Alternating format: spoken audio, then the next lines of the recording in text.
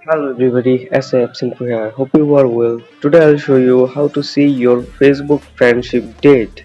It's an easy process, so let's start.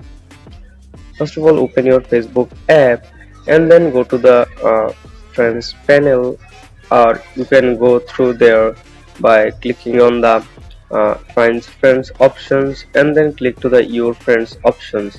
After that, if you see your all friends, so if you want to see someone's um, friendship date, so just click on their profile side on the three dot.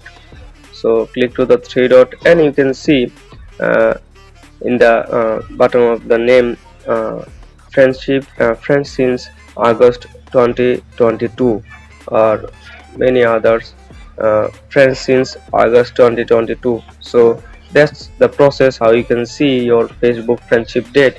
So hope this helps you. If this helps you, then don't forget to subscribe our channel for more informative videos. See you in the next one. Bye.